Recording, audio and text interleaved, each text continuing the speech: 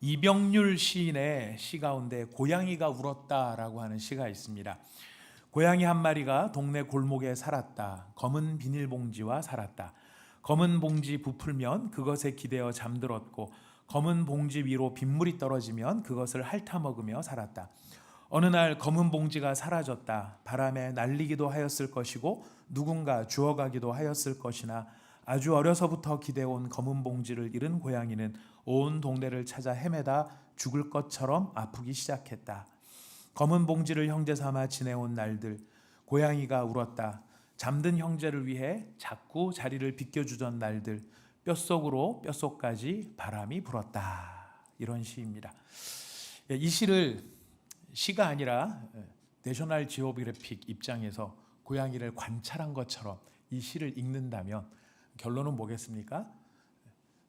고양이에게 검은 비닐봉지를 갖다 주어야 되겠다라든가, 검은 비닐봉지를 고양이가 좋아하니까 실제로 좋아한다고 합니다. 비닐봉지를 이게 바삭바삭 소리도 좋아하고, 그래서 봉지를 굉장히 좋아해서 고양이가 그거를 뜯어 먹어가지고 병을 얻기도 한다는데요. 뭐 그런 입장에서 이걸 읽는다 그러면은 고양이가 참 안 됐네 이렇게 끝나겠지만, 이걸 인간극장의 입장에서 감정이입을 하면서 우리가 이것을 읽어보면은 여기에 상실감에 대한, 깊은 상실에 대한 이 상념이 여기에 담겨져 있다는 것을 느끼게 해줍니다. 이것이 시의 힘이겠죠. 시를 시로 읽어야 되는데 우리가 시를 이 다큐멘터리로 보게 된다고 하면 시는 참 멋스럽지도 않고 감동도 아마 없을 것입니다. 시는 시로 읽을 때에 우리의 영혼을 파고 들어옵니다. 화가가 그림을 그리듯이 시인은 언어로서 그림을 그립니다. 그 언어로서 어떤 때는 경치를 우리에게 보여주기도 하고요. 어떤 때는 저 동굴 깊은 곳 어두움을 비춰주는 한 줄기 빛처럼 우리의 마음에 감동을 선사하기도 합니다. 세상에 위로를 주기도 하고요. 어떤 때는 그가 건네는 따뜻한 감동의 차 한 잔을 우리가 접할 수도 있게 되는 것이 시의 힘입니다. 성경의 시편도 마찬가지입니다. 우리가 시편을 읽을 때에 시를 시로서 읽으면서 그 안에 있는 감수성, 그 안에 있는 감동, 우리에게 다가오시는 하나님의 마음, 이런 것들로 우리가 시편을 쭉 읽어나가면 참 좋을 텐데, 어떤 때는 이거를 역사로 읽고 어떤 때는 자연과학으로 읽고 이러다 보니 감동이 우리에게 혹시 덜한 것이 아닌가라는 생각도 해보게 됩니다. 여러분, 시를 시로서 읽을 때 이런 감동이 있는데요. 시편은 그런 일반적인 시의 감동과 더불어서 또 다른 감동이 있습니다. 어떤 분은 이 시편을 이렇게 정의를 했습니다. 하나님의 은혜와 사랑과 능력의 보물창고다라고 이야기를 합니다. 하나님의 은혜와 사랑과 능력의 보물창고다. 왜냐하면 시편 말씀을 읽기만 해도 어떤 때는 은혜가 되고요. 어떤 시편의 한 구절을 묵상할 때 우리의 영혼이 살아나는 경험을 시편 말씀을 통해 더 강하게 느낀다는 것이죠.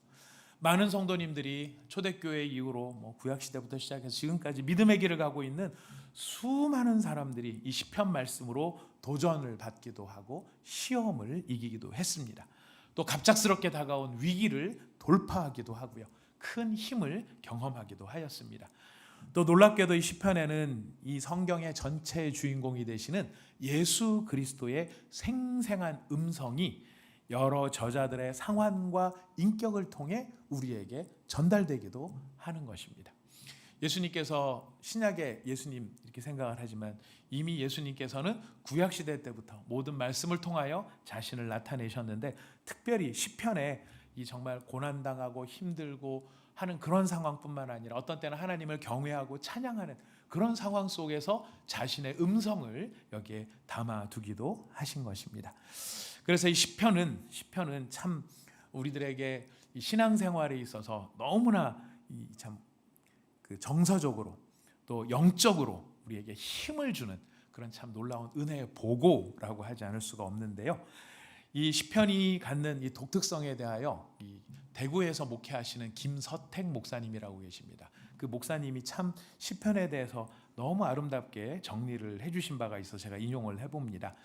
이 이스라엘 백성들이 누렸던 가장 큰 복은 하나님의 말씀을 들은 것이다 라고 이야기를 합니다.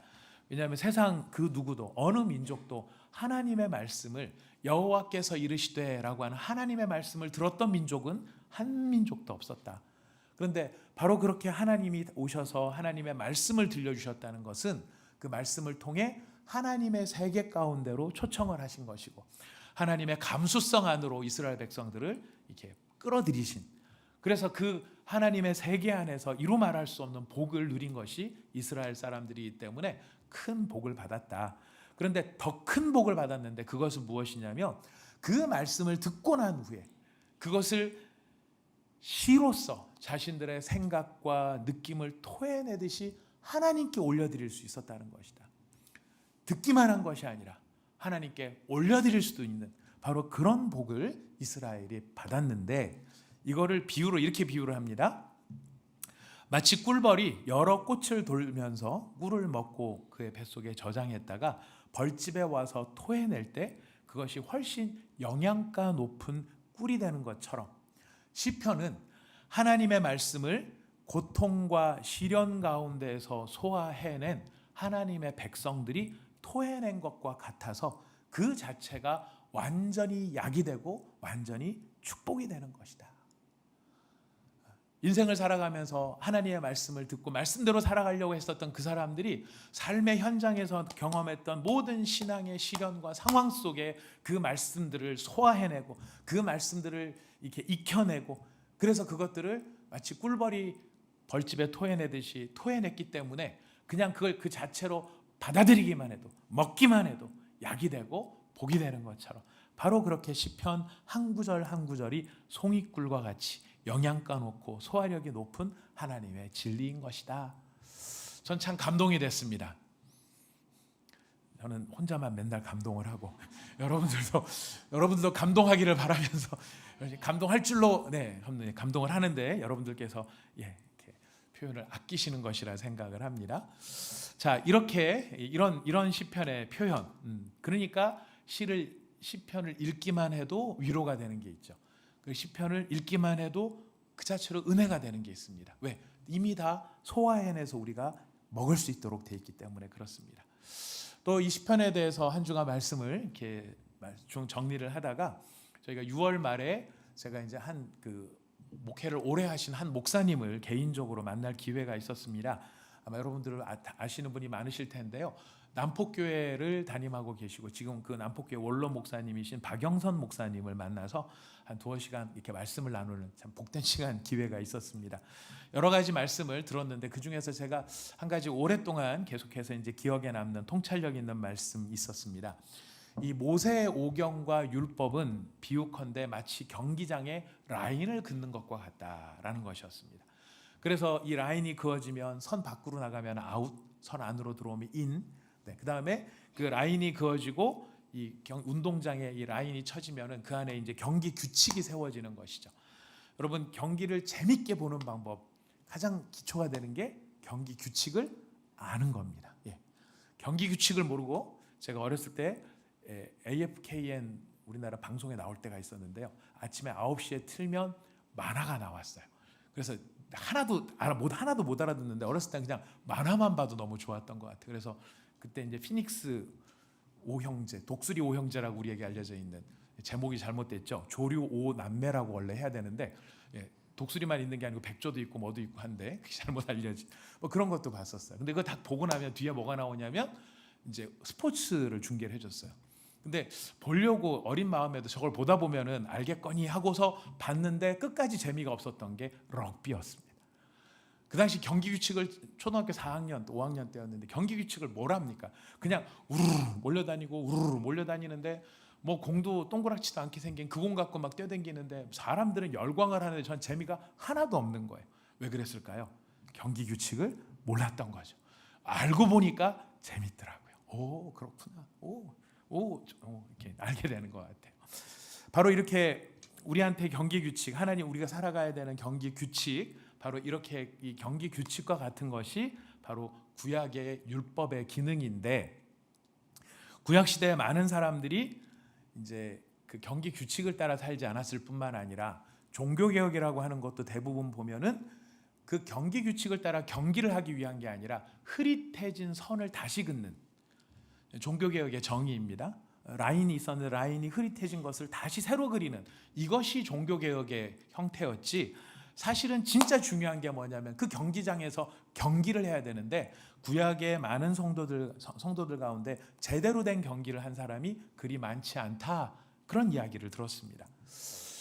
참 통찰력 있는 말씀이다 생각이 들었는데 이게 어떤 의미일까 생각을 하다가 시편을 묵상을 하면서 시편 말씀을 준비를 하면서 라인 안에서 경기를 진행한다는 것이 우리의 믿음에 이런 의미가 있겠구나 하는 것을 깨달은 바가 있습니다. 그것은 뭐냐면은 규칙을 따라 이게 시편 기자 율법의 말씀이 어떤 규칙을 설명하는 거라면 시편은 그 규칙을 따라 경기를 하는 사람들의 치열한 실제적인 삶의 애환이 여기에 녹아져 있는 게 시편이더라 하는 것입니다.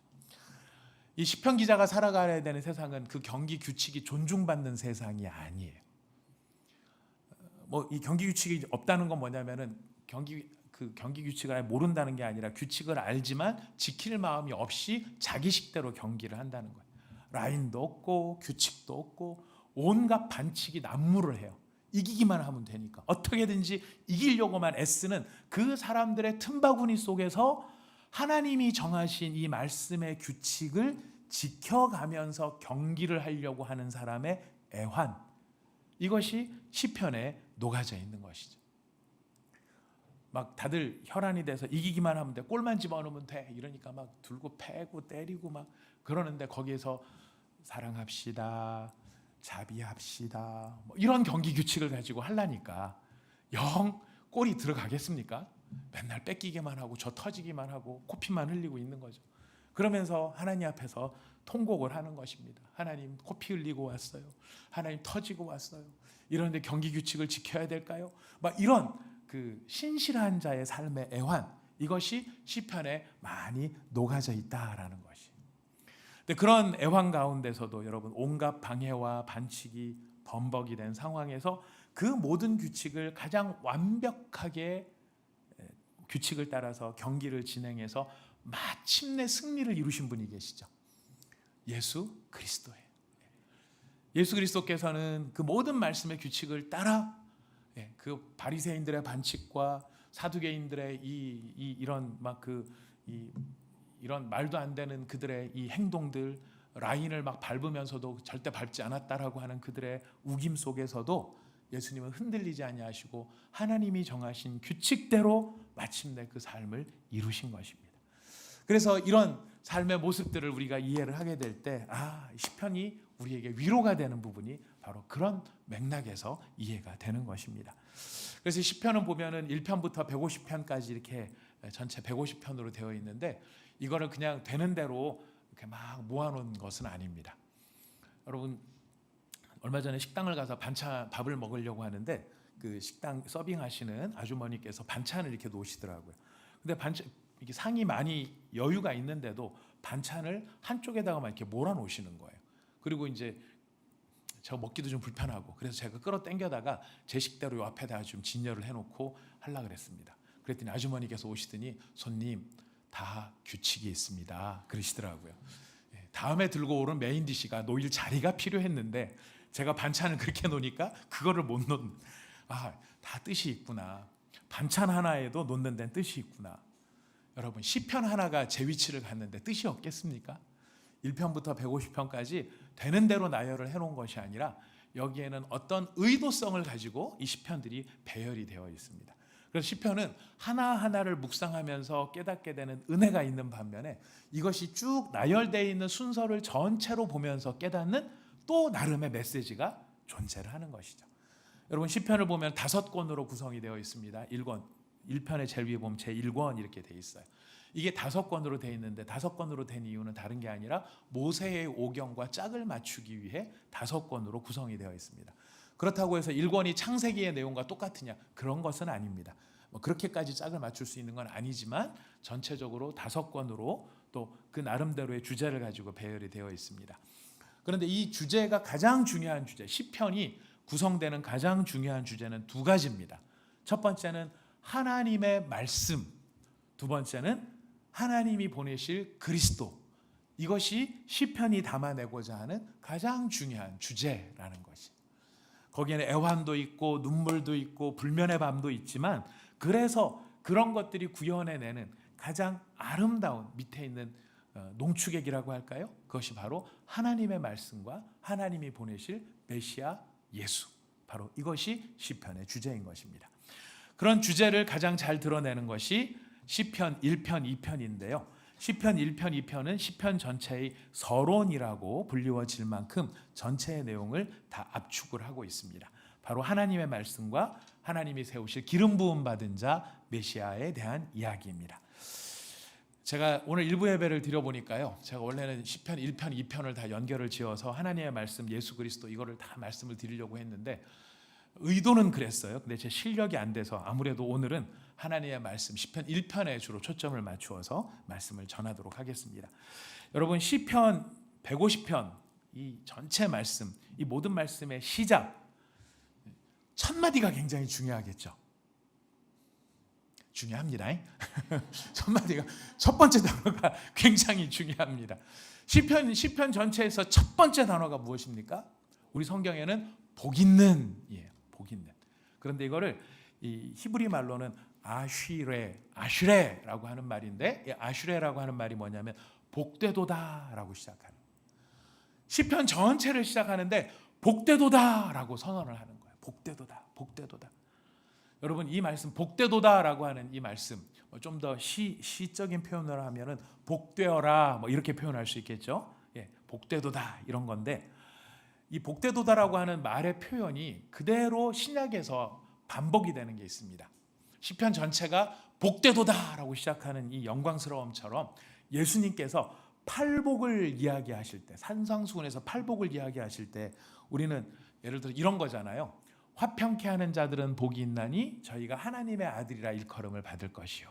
그래서 화평이 먼저 나오는데 원래 히브리어 헬라어의 문장은 복되도다로 이야기하는 거예요. 복되도다. 그래서 화평케 하는 자들은 복이 있나니 너희가 하나님의 아들이라 일컬음을 받을 것이다. 이 말이 원래 뉘앙스는 뭐냐면은 복되도다 너희 화평케 하는 자들이여, 너희가 하나님의 아들이라 일컬어질 것이다. 훨씬 더 영광스러운 느낌이 들죠. 복되도다. 지금 시편도 마찬가지입니다. 복되도다. 어떤 사람을 복되도다라고 말을 합니까? 하나님의 율법을 즐거워하는 자들이요, 그의 말씀을 주야로 묵상하는 자들이요, 너희는 복되도다. 이렇게 이야기를 하고 있습니다. 여러분, 이 말씀은 앞으로 복이 있을 것이다, 장차 복이 있을 것이다, 이게 아니라 현재적인 이야기. 현재 하나님의 말씀을 즐거워하는 사람, 그 말씀을 묵상하는 사람, 너희는 이미 복을 받은 존재다. 사랑하는 여러분, 하나님의 사람인 하나님의 백성인 우리들은 사실 이미 복을 받은 존재입니다. 이미 복을 받은 존재입니다. 뭔 소리야? 난 지금 내 기도하는 것 이루어지지도 않았고, 난 지금 빨리 사업도 문제고, 애도 키워야 되고, 돈도 필요한데, 그런데 다 지금 난 너무 부족한데 뭐가 복이란 말이냐? 그런 복들도 하나님께서 장차 주실 줄로 믿습니다. 그러나 여러분, 복 가운데 가장 중요한 복은 어떤 복일까요? 복 가운데 가장 중요한 복, 활복도 아닙니다. 까치복도 아닙니다.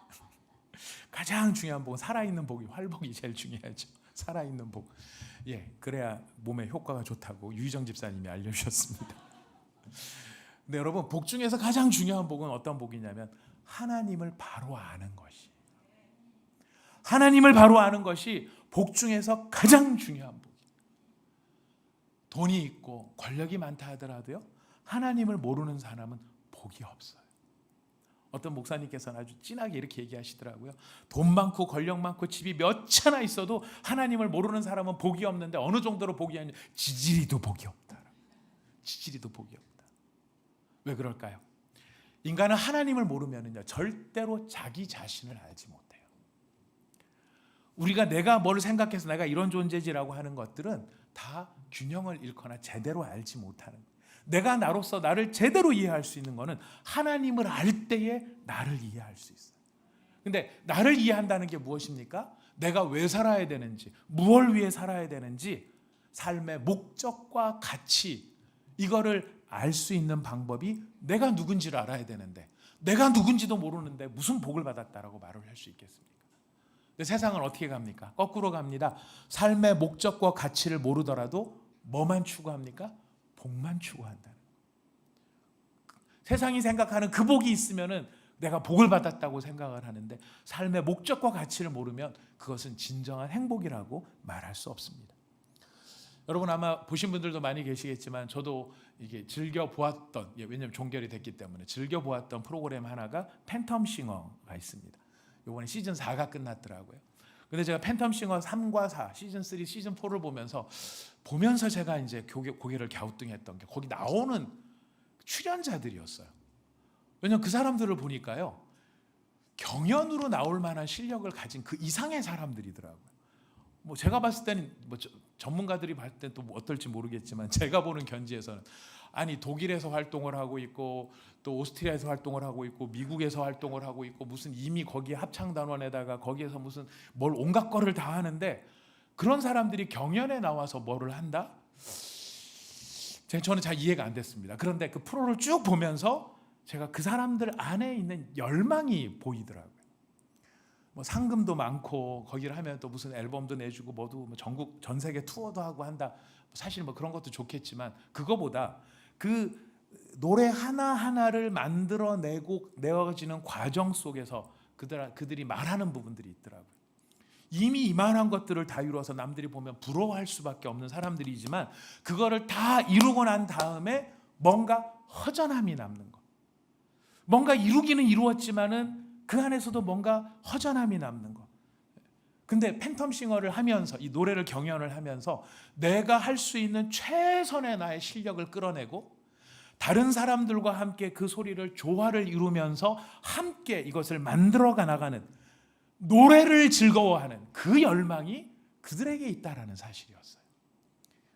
물론 이기고 심사위원들이 통과를 하고 뭐 거기서 승리하는 것도 좋겠지만 노래 자체가 그 사람들한테는 즐거움이에요.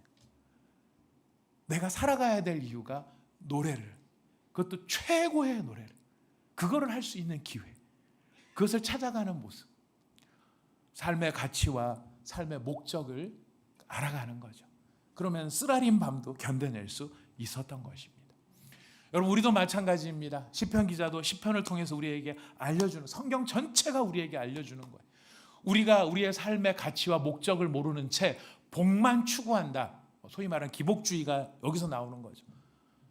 하지만 여러분 진짜 참된 복, 그 복을 우리는 외면할 수 없습니다. 그 복은 무엇입니까?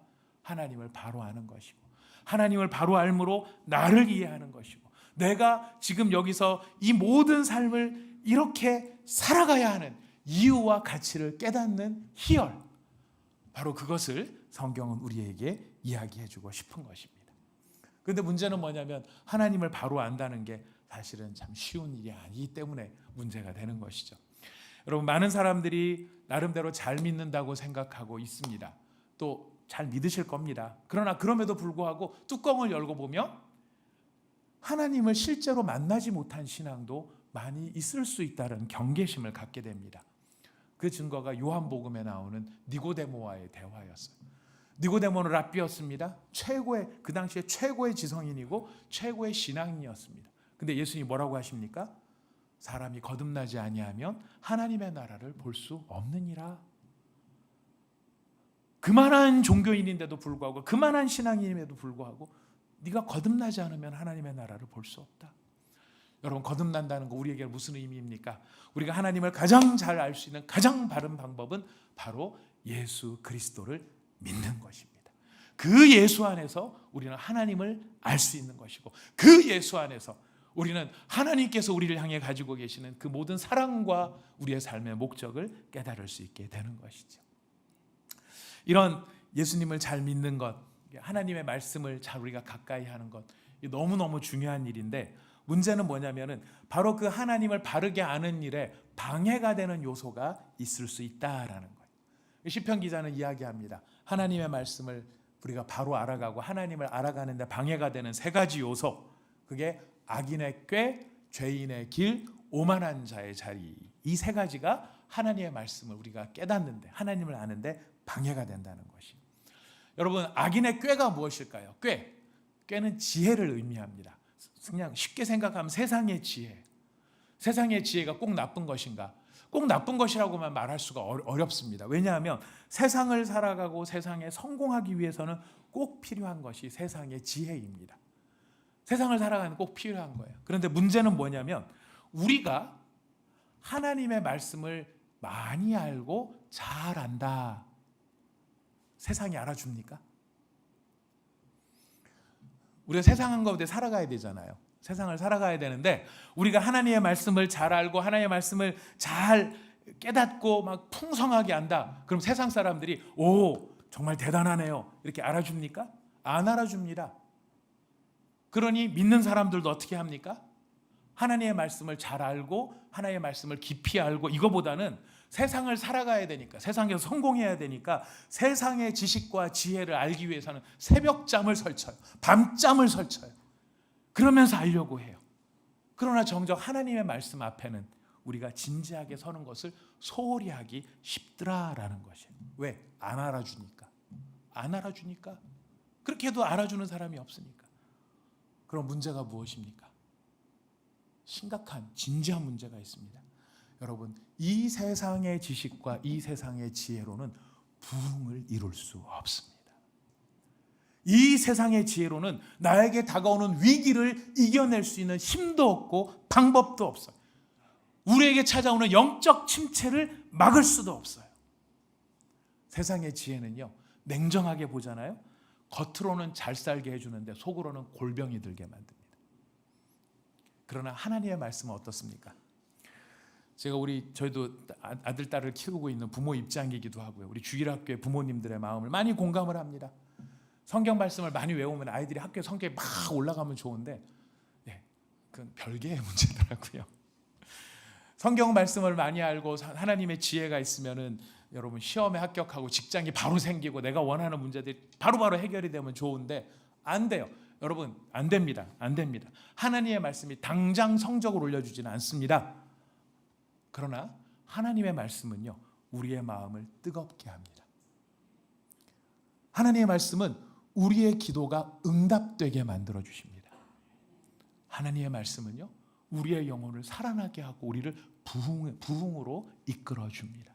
이 부흥을 통해서 우리에게 찾아온 영적 침체를 이기고 우리가 죄에 대해서 승리하고요, 미래가 열리게 되는 것이, 우리의 행실이 변화되는 것이, 하나님의 말씀이 우리를 정결하게 합니다. 깨끗하게 합니다.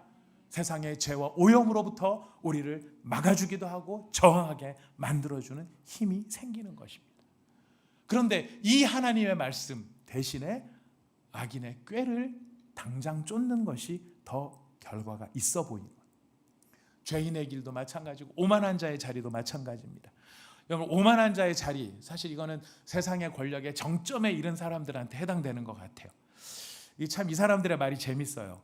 세상의 권력의 정점, 이 자리는 너무나 외로운 자리입니다. 너무 쓸쓸한 자리입니다. 너무 춥고 힘든 자리입니다. 말은 그러는데 아무도 안 내려오려고 그래요. 웃기죠? 저는 웃겨요. 그렇게 힘들고 그렇게 외로우면 내려오면 되지. 근데 너무 춥긴 하지만 절대로 안 내놓고 싶어 해요. 하여튼 독재자들을 보면 더 그런 것 같아요. 근데 그런 자리에 오른 게 오만한 자리가 아닙니다. 오만한 자의 자리는 뭐냐면 하나님의 말씀 위에 내가 서 있는 게 오만한 것이. 오만하지 않다는 건 뭐냐면 하나님의 말씀 아래에 나를 두고 그 말씀 앞에 내가 엎드려지는 것입니다. 그러니까 지위가 높다고 해서 오만한 게 아니에요. 지위가 높지만 오만하지 않은 사람이 얼마든지 있을 수 있어요. 아무것도 가진 게 없는데도 오만한 사람이 있을 수 있어요. 내가 하나님보다 더 위에 있는 사람들이죠. 이런 것들이 우리가 하나님의 말씀을 가까이 하지 못하게 만든다라는 것입니다. 자, 그렇다면 우리가 이 장애물에 걸리지 않고 함정에 빠지지 않고 어떻게 하면 하나님을 더 잘 믿을 수 있을까? 성경은 오늘 시편은 이야기합니다. 하나님의 말씀을 사모하라 이야기를 합니다. 하나님의 율법을 즐거워하라 이야기를 합니다. 여러분, 말씀이 즐거우십니까? 말씀이 재밌으십니까? 재미가 있는 복이 있기를 진심으로 축복합니다. 하나님의 말씀은 참 우리를 힘들게 하는 것이죠. 괜히 죄의식을 갖게 만듭니다. 성경 읽었어? 못 읽었어? 아이씨, 이렇게 죄의식을 갖게 만듭니다. 또 제가 어렸을 때 저희 목사님, 저를 지도해 주신 목사님께서 이런 규칙을 주셨어요. 네 나이만큼 성경을 읽어야 된다. 1년에 한 번씩은 읽어야 된다. 제가 나이가 이제 56세 됐거든요. 56번 읽었느냐? 회개합니다. 전 10번 정도 읽은 것 같습니다. 46년을 헛살아온 것 같습니다. 이런 죄의식을. 그래서 성경 말씀을 보면 와 기쁘다 이게 아니라 읽어야 되는데 못 읽었어.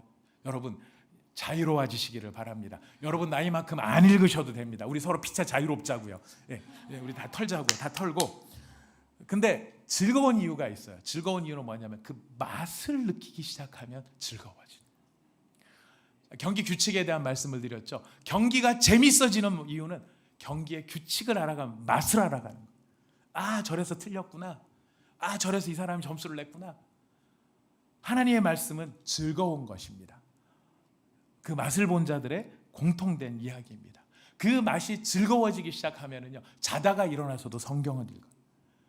자다가 일어나서 봉창을 긁는 게 아니라 자다가 일어나서 말씀을 읽고요. 우리 눈이 밝아집니다. 분별력이 생깁니다. 성경 말씀으로 말미암아 우리 안에 힘이 생기고 우리가 세상을 알지 못하는 고상한 삶을 살기 시작하는 것이. 왜냐하면 하나님의 말씀이 우리를 보배로 만들어 가시기 때문에 그래요. 그 말씀이 보배로 만든다는 뜻은요 두 가지인데 첫 번째는 질그릇의 비유입니다. 성경은 우리를 질그릇이라고 말합니다. 질그릇의 가치는요 그릇 자체에 있는 게 아니에요. 그릇의 가치는 어디에 있냐면 이 안에 뭐를 담았느냐 하는 거예요. 뭐를 담았느냐. 하나님의 말씀이 우리 안에 담겨있기 때문에 예수가 우리 안에 담겨있기 때문에 우리는 보배와도 같은 사람이 되는 것이. 또 누군가는 그런 이야기를 했죠. 아마 예전에 우리 수련회 가서 들었던 비유인 것 같아요. 우리는 깨어진 질그릇이라고. 왜 깨어진 질그릇이냐면 자꾸 샌대요. 우리가 은혜를 계속해서 받아야 되는 이유가 뭐냐면은 새 나가는 게 계속 있기 때문에 계속해서 은혜를 받지 않으면 우리가 새버린다는 거예요. 근데 여러분 이 새는 것보다 더 빨리 채워지면 어떻게 될까요? 이제는 깨어진 항아리라도 넘치는 은혜가 생기는 거죠. 그런데 넘치고 차고 넘친다고 방심하는 순간 삽시간에 어떻게 됩니까? 또 새기 시작을 한다는 것. 그래서 성경이 시편에 말하는 주야로 묵상한다. 주야로 그 말씀을 묵상해서 내 안에 채우는 일이 필요하다라는 것입니다. 또 이렇게 주야로 묵상한다는 것과 더불어서 또 두 번째 비유가 무엇이냐면 시냇가에 심은 나무와 같다라고 하는 비유입니다. 여러분도 혹시 보신 적 있으신지 모르겠습니다만 이 다큐멘터리를 보다 보면 사막 한가운데 노란색 모래만 쫙 있는 가도 모래밖에 없는 그 한가운데 어디엔가 야자수들이 숲을 이루고 있는 데가 있더라고요. 너무 신기하더라고요. 이 사막 한가운데 어떻게 저 나무들이 숲을 이루고 있을까? 왜일까요? 오아시스가 있는 거예요. 물이 있는 거예요. 샘이 솟아나는데. 나무가 푸르는 것은요 나무의 실력이 아니에요. 나무가 푸르는 것은 그 뿌리를 어디에다가 대고 있느냐로 결정이 돼요. 그 사막 한가운데서도 야자수가 푸르고 야자 열매를 맺을 수 있는 것은 야자수가 실력이 좋고 그 야자수가 슈퍼파워 야자수가 아니라 그 뿌리가 물에가 닿아 있기 때문이에요. 성도들의 삶이 모든 고난과 환난과 어려움 속에서도 그 푸르름을 잃지 않을 수 있는 이유는 그 뿌리가 하나님의 말씀에 닿아 있기 때문인 것입니다. 하나님의 말씀이 우리를 살리는 생명수고 하나님의 말씀이 그 하나님이 우리를 살려주는 힘의 원천이 된다라고 하는 것이. 사랑하는 여러분, 저는 고난과 시련과 이 환난들을 요즘에 우리 교회 환우들이 좀 많이 계신 것 같아요.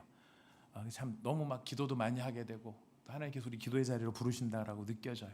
그런데 이런 일들을 보면서 깨달아지는 게 있습니다. 우리 성도님들을 통해서 도전을 받는 부분이 있습니다.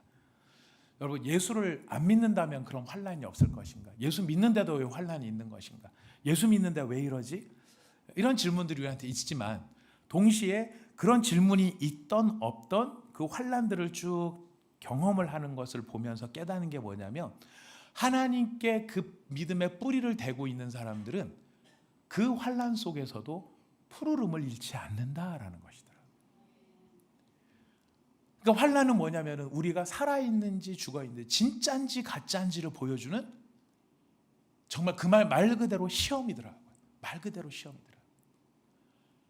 근데 정말로 하나님께 뿌리가 닿아 있는 사람은요 그 시험 가운데서 살아나더라고요. 견뎌내더라고요. 제가 이번 주에 지난번에 오셔서 간증하셨던 이정빈 장로님 네 분을 다시 만날 기회가 있었습니다. 만난 이유는 저희가 이제 오셔서 간증을 하셨을 때 사례비를 드렸거든요. 그러니까 그 사례비를 다 거절하시고 그 사례비를 컴패션으로 다시 돌리셨습니다.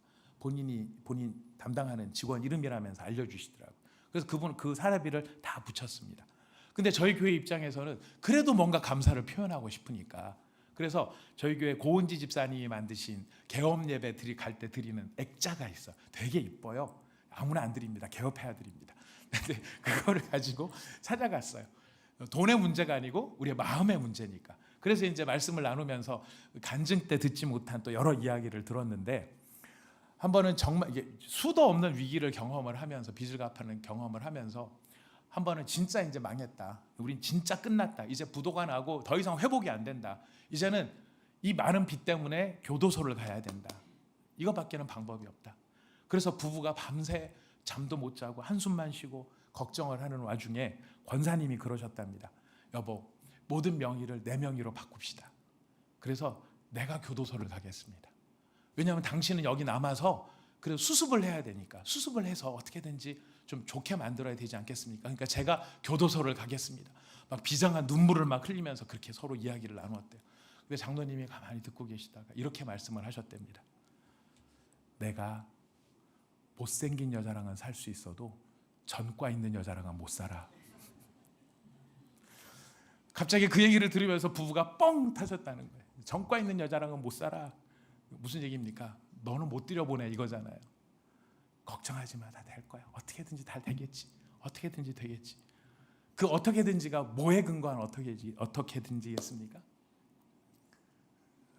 그의 믿음이 어디에 뿌리를 내리고 있어요? 하나님께 뿌리를 내리고 있는. 그의 생각과 그의 믿음이 하나님의 말씀에 뿌리를 내리고 있는. 그러니까 남들 같으면 뭘 먹고 죽을까? 어디에서 뛰어내려서 죽을까? 어떻게 해야 고통이 없으면 죽을까? 내일 당장 교도소 가야 되고 쫄딱 다 망해서 나는 이제 희망이 없는데, 이거를 논의해야 될 자리에서 나는 전과 있는 여자랑은 못 살아. 이런 이야기를 할 수 있는 여유와 담대함이 무엇에서 나오는 것일까요?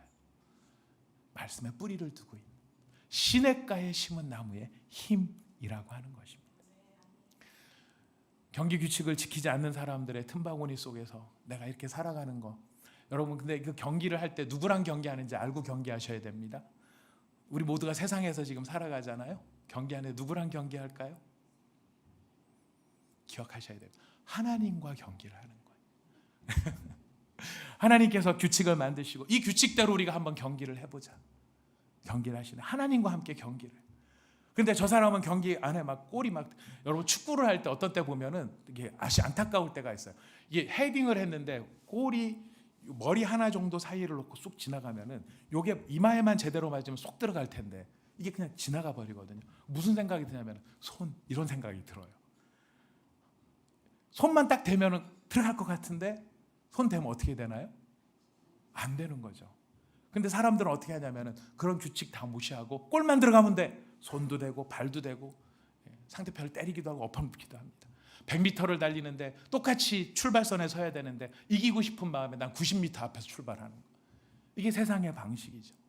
저는 골프를 한 번도 쳐본 적이 없습니다. 다만 주변에 우리 공프로가 계시고 또 우리 김원수 집사님께서 또 골프 또 샵을 하시고 하시니까 이야기를 듣고 하면서 텔레비전 이렇게 보다가 한 번씩 유의해서 봅니다. 잘 모르겠는 걸. 근데 어떤 때 보면은 그게 있어요. 숲으로 공이 훅 날아갈 때가 있어요. 그럼 또 거기도 이게 뭐 페널티가 있더라고요. 근데 그 생각이 들었어. 이거 숲에서 아무 공이나 하나 갖고 갈까? 이 공이 그 공이야. 그래도 될 것 같은데. 이 공이 그 공이야. 그럼 누가 알겠어요? 이 공이 그 공이야. 그러면 그거는 경기 규칙을 어긴 거죠. 내가 너무 불리할지라도 여기 공이 있어라고 말하는 정직함이 경기를 재미있게 만드는 요소가 되는 거예요. 근데 그렇게 하는 게 왜 중요할까? 왜 중요할까? 하나님께서 그 무게를 달아보시기 때문이라고 합니다. 하나님께서 그 무게를 달아보신다. 여러분, 세상이 나를 판단하는 게 아닙니다. 기억하십시오. 내가 나를 판단하는 것도 아닙니다. 나를 판단하는 것은 오직 하나님이십니다. 내가 나를 판단하는 것도 오만함입니다. 오직 나를 판단하실 수 있는 권리는 하나님만이 가지고 계십니다. 근데 그 하나님이 판단하세요. 쭉정이와 알곡을 판단하시는 거. 여러분, 쭉정이와 알곡은요, 보면 겉으로 보면 거의 비슷해요. 우리가 뭐 농사를 짓는 사람이 아니라 잘 모르지만 제가 가끔 쭉정이를 발견합니다. 뭐냐면 땅콩을 먹을 때 보면 왜 삶은 땅콩인가요? 그 바깥에 있는 딱딱한 껍질 벗기지 않고 통으로 삶은 애들 이거 먹을 때 있잖아요. 그럼 이게 딱 부시면 그 안에서 2개씩 나오는 거. 근데 어떤 애는 힘을 줘서 딱 눌렀는데 안에 텅 비었어요. 이게 쭉정이더라고요. 네. 알곡은 그 안에 차 있는 게 알곡이에요. 겉모습은 똑같아요. 특히 벼라든가 이런 걸 놓고 보면 겉모습이 똑같아요. 그런데 얘네들을 구분을 하는데 뭐로 구분을 하는가 봤더니 핵심은 바람이더라고요. 키질을 하든 뭐를 하든. 쭉정이는요, 바람이 불면 날아가요. 왜? 차 있는 게 없으니까. 알곡은요, 바람이 불면 바람이 불어도 가까운 데 떨어져요. 왜? 차 있으니까. 하나님의 경기 방식대로 경기를 하며 하나님의 말씀을 묵상하고 그 말씀을 마음에 새기는 것, 여러분, 이것이 알곡 인생입니다. 그 알곡으로 차 있을 때에 인생의 바람이 불어올 때 멀리 날아가지 않고 바로 그 앞에 떨어진다는. 하나님께서 그 알곡들로 뭐를 채우신다고 하십니까? 나의 창고를 채우리라. 우리의 내면 안에, 우리의 인생 안에 하나님의 말씀과 그 은혜의 진액을 채워감으로 우리로 알곡이 되기를 기대하신다는. 그래서 꼴 많이 넣어서 세상에서 성공한 것 같이 보이지만 규칙을 어긴 사람, 그 안에 은혜가 없는 사람 다 날아갈 수밖에 없습니다. 하지만 하나님의 말씀이 있고 은혜가 있고 예수 그리스도가 있는 사람들은 하나님께서 알곡으로 보시며 그 알곡들로 천국의 창고를 채우신다. 여러분, 그 알곡이 우리 모두가 되기를 축복합니다. 우리 모두가 그 알곡이 되기를 축복합니다. 우리 모두가 그 말씀과 그 은혜로 충만하게 채워져서 세상에 바람이 불고 시련이 온다 할지라도 날아가 버리지 아니하고, 세상에 가뭄이 들어서 바짝 마른다 할지라도 우리의 뿌리가 말씀의 생명샘에 가닿아서 그 모든 환난 속에서도 푸르고 청청한 하나님의 나무로 우리 모두가 우뚝 설 수 있기를 말씀을 빌어 축복합니다.